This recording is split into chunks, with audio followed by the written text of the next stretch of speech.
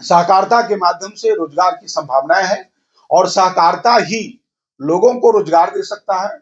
79% हम किसानों से धान अधिप्राप्ति किए हैं और करीब 64 करोड़ रुपये किसानों के खाते में हम लोगों ने उनको दिया है। सहकारिता का बहुत सारे संभावनाएं दिख रही है। तो बकरी पालन का भी एक बहुत बड़ी संभावना है। मुझे पूर्ण विश्वास है कि आने वाला समय में भारत में भी सहकारिता के क्षेत्र में हम आगे बढ़ेंगे।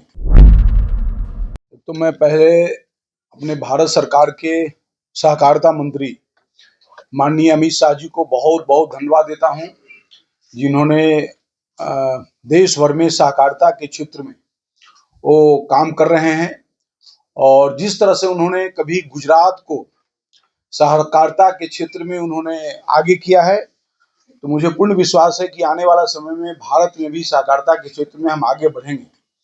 उसी क्रम में बिहार में भी सहकारिता का बहुत सारे संभावनाएं दिख रही है और हमारे विभाग के सारे पदाधिकारी, सारे अधिकारी, सब लोग मिल करके इस काम में हम लोग लगे हैं।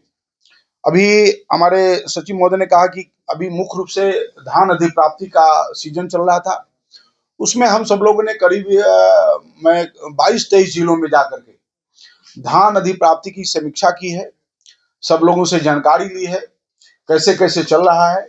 और आप सब लोग की जानकारी के लिए कि धान अधिप्राप्ति में अभी हम लोग करीब 79% हम किसानों से धान अधिप्राप्ति किए हैं और करीब 64 करोड़ रुपये किसानों के खाते में हम लोगों ने उनको दिया है। और जो 36 लाख एमटी था धान अधिप्राप्ति में, उस क्रम में हम लोग 6,879 समिति के माध्यम से 4,88,000 किसानों से 29,022 लाख मैट्रिक टन धान की अधिप्राप्ति की है। तो कुछ लक्ष्य का 79% हमने धान की अधिप्राप्ति की है। उसी तरह से अभी हम लोग अहमदाबाद गए थे, तो उसमें माननीय अमित शाह जी का कहना था कि 50-50 लोगों की टीम हम लोग गुजरात में जाकर के जो सहकारिता विभाग से जितने भी सेंटर चल रहे हैं वो सब जगह जाकर के हम लोग भ्रमण करेंगे, उसको देखेंगे कि वहाँ किस तरह से सहकारिता के माध्यम से लोगों को रोजगार मिल रहा है और फिर हम लोग आकर के बिहार में भी उस काम को हम लोग करना चाहेंगे। उसी तरह से रोजगार के क्षेत्र में और खास करके यहाँ वो गोडाउन जो हम लोग कहते हैं धान अधिप्राप्ति करने के बाद जो हम लोग यहाँ रखते हैं, तो वो करीब हम लोग भंडार, तो बिहार राज्य भंडार निगम का 53 भंडार गृह है यहाँ पर, जिसकी भंडारण क्षमता करीब 7.77 लाख मैट्रिक टन है।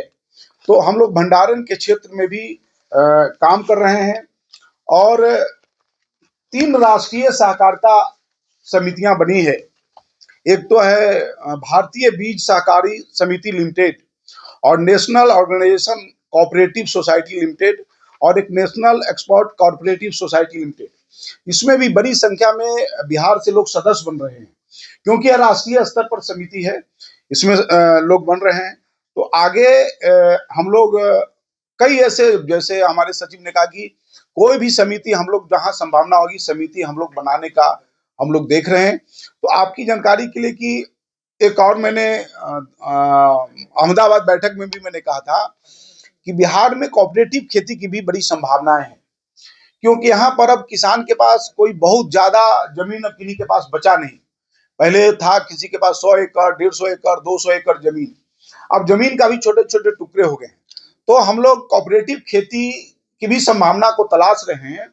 और उदाहरण के लिए मैं आपको बता रहा हूं कि गया तिलकुट का बहुत बड़ा वहां उद्योग है, छोटा छोटा घरेलू उद्योग है और बड़ी मात्रा में तिल की खपत है, लेकिन सारे तिल बिहार से बाहर से आते हैं।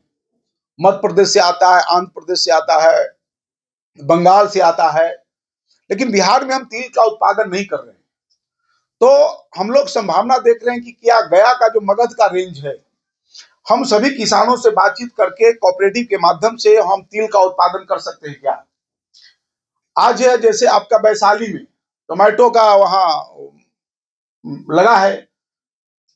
आज मुझे पता चला है कि अभी हमारे जो भेसपेट के लोग हैं वो 10 टन आज जो टमाटर वहां सप्लाई कर रहे हैं, आज से शुरू किए हैं। तो हम संभावना देख रहे हैं कि वैशाली के आसपास का जो रेंज है वहां क्या हम टमाटर की खेती कोऑपरेटिव के माध्यम से कर सकते हैं। और एक बिहार में जीविका दीदी का बहुत अच्छा ही नेटवर्क है। तो हमारे सहकारिता में बकरी का भी एक सोसाइटी है और वो भी करीब करीब हर प्रखंड में बन चुका है, कुछ ही बचा होगा। तो जीविका दीदी के माध्यम से हम बकरी पालन का हाँ एक कर सकते हैं, इसमें हम लोग लग सकते हैं।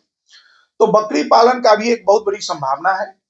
तो कई ऐसे क्षेत्र में मैं देख रहा हूं कि बिहार में सहकारिता के माध्यम से रोजगार की संभावनाएं हैं और सहकारिता ही लोगों को रोजगार दे सकता है।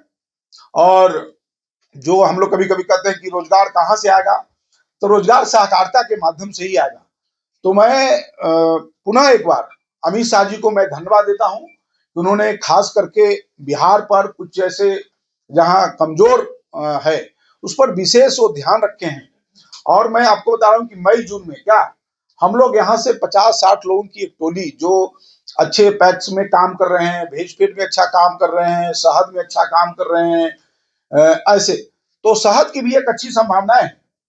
मुझे नहीं पता था, मैं तो मध्य बिहार के रहने वाला, मुझे लगता था कि उत्तर बिहार में ही शहद का ज्यादा स्कोप है।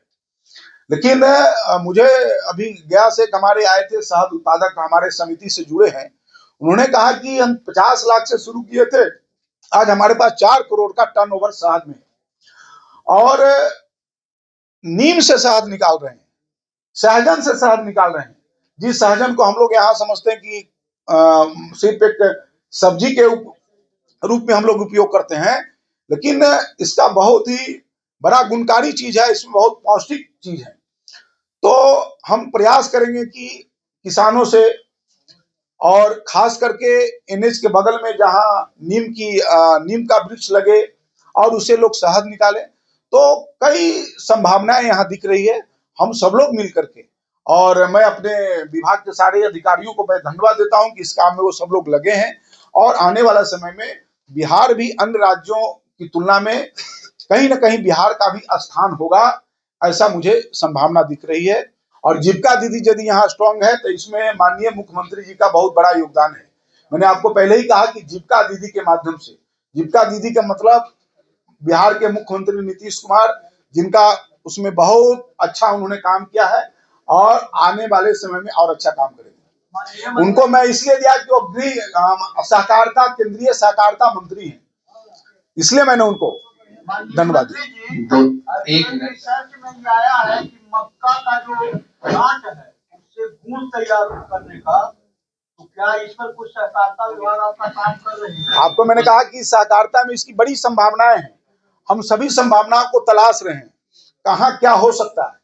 एक महत्वपूर्ण बिंदु हम बताना चाहेंगे माननीय मंत्री जी महोदय के अनुमति से। जैसा कि बिहार के 7 निश्चय 3 में आप सभी लोगों को पहले उसकी साझा की गई थी, सभी बंद पड़े चीनी मिलों को चालू किया जाना है। उच्च स्तरीय कमेटी जो है मुख्य सचिव महोदय की अध्यक्षता में उसकी रेगुलर बैठकें हो रही हैं। उस बैठक के माध्यम से कमेटी ने सहकारिता विभाग को सकरी और रैयाम चीनी मिल को सहकारिता विभाग को ट्रांसफर किया है चीनी मिल अधिस्थापित करने के लिए। तो सहकारिता विभाग सहकारी क्षेत्र में चीनी मिल को स्थापित करने के लिए सकरी और रैयाम में काम कर रहा है।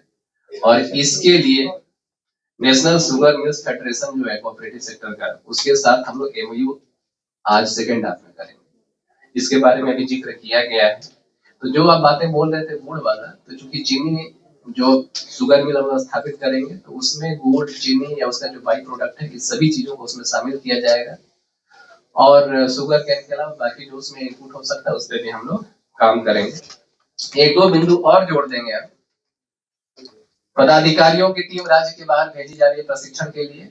और दूसरी पहल स्टार्ट की गई है यहाँ पे सहकारी समिति के जो अध्यक्ष हैं, जैसे कि पैक्स के अध्यक्ष, दूसरा शहद समितियां, उनके अध्यक्षों को राज्य के बाहर प्रतिष्ठित संस्थानों में प्रशिक्षण के लिए हम लोग 1 हफ्ते का समय के लिए भेज रहे हैं। और लोग जाके प्रशिक्षण ले रहे हैं और बाहर में जो अच्छे काम हुए हैं विभिन्न क्षेत्रों में उसको देख करके लोग आकर के बिहार में भी उसको चालू करने की कोशिश कर रहे हैं। तीसरा कि पैक्सों को एक जिला से दूसरे जिला भ्रमण एवं दर्शन कार्यक्रम के लिए भेजा जा रहा है। इसका उद्घाटन पिछले सप्ताह किया गया था, ये काम चल रहा है।